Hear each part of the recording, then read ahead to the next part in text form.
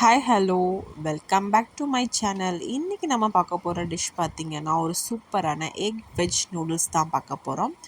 ஸ்பைஸியாக டேஸ்ட்டாக எப்படி செய்யறது பார்க்கலாமாங்க. கடாயில் எண்ணெய் ஊற்றிட்டு ஸ்லைஸாக கட் பண்ணி வச்சுருக்க வெங்காயம், பச்சை மிளகா இதெல்லாமே போட்டு நல்லா ஃபஸ்ட்டு வதக்கி எடுத்துக்கோங்க. நல்லா இந்த வெங்காயம் எண்ணெயில் வதங்கணும். ஒரு ப்ரௌனிஷாக ஆகிற வரைக்கும் கொஞ்சம் நல்லா வதக்கி எடுத்துக்கோங்க. அதுக்கப்புறம் இன்றைக்கி நான் வெஜிடபிள்ஸில் பார்த்திங்கன்னா பீன்ஸு, கேரட்டு, கேப்சிகம் இது 3 எடுத்திருக்கேன். அதுக்கப்புறம் கோஸ் எடுத்திருக்கேன்.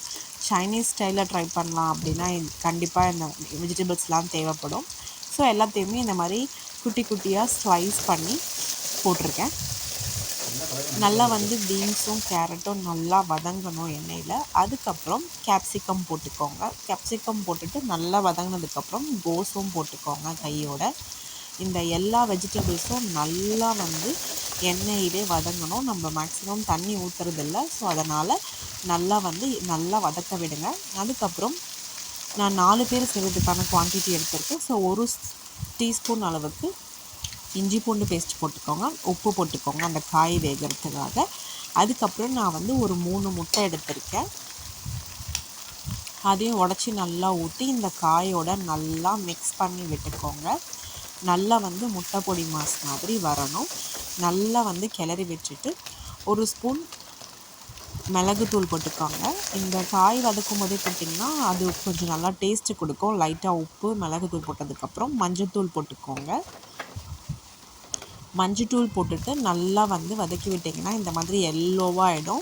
பாருங்கள், நல்லா க்ரீனு, ரெட்டு, ஆரஞ்சு அந்த மாதிரி கலர்ஸ் ஆகிடுச்சு அந்த காயில். அதுக்கப்புறம் வேக வச்சுருக்க நம்ம சாதா நூடுல்ஸ் அதையும் போட்டுட்டு கொஞ்சோண்டு மிளகாத்தூள், 1 ஸ்பூன் மிளகாத்தூள் போட்டுக்கோங்க.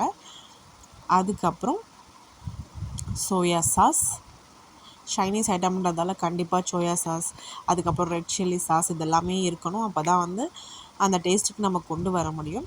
அதுக்கப்புறம் ரெட் சில்லி சாஸும் நான் கொஞ்சம் போட்டிருக்கேன். குழந்தைங்களுக்கு கொடுக்குறம்போது நீங்கள் காரத்தை பார்த்து போட்டு கொடுங்க.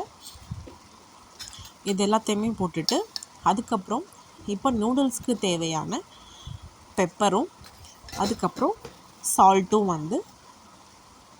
போட்டுக்கோங்க. பார்த்துட்டு நம்ம ஃபஸ்ட்டே காயிலையும் சால்ட்டு போட்டிருக்கோம். ஸோ மேலே தூவும் போதும் பார்த்துட்டு தூவிக்கோங்க.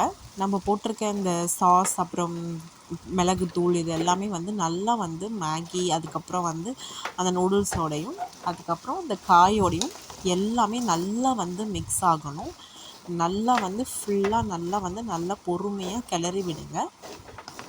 நம்ம போட்டிருக்க முட்டை, காய் எல்லாமே நல்லா அந்த நூடுல்ஸில் மிக்ஸ் ஆகணும்.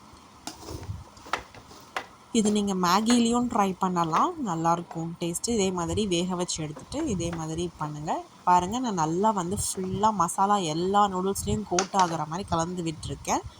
இந்த ஸ்டேஜில் நீங்கள் காரமும் உப்பும் செக் பண்ணிக்கோங்க. அப்படி கம்மியாக இருந்துச்சுன்னா நீங்கள் மேலே ஆட் பண்ணிக்கலாம். ட்ரை பண்ணி பாருங்கள். இந்த டிஷ் ரொம்ப நல்லாயிருக்கும், குழந்தைங்களுக்கு ரொம்ப பிடிக்கும். ட்ரை பண்ணிவிட்டு கமெண்ட் பண்ணுங்கள். தேங்க்ஸ் ஃபார் வாட்சிங். தேங்க்யூ.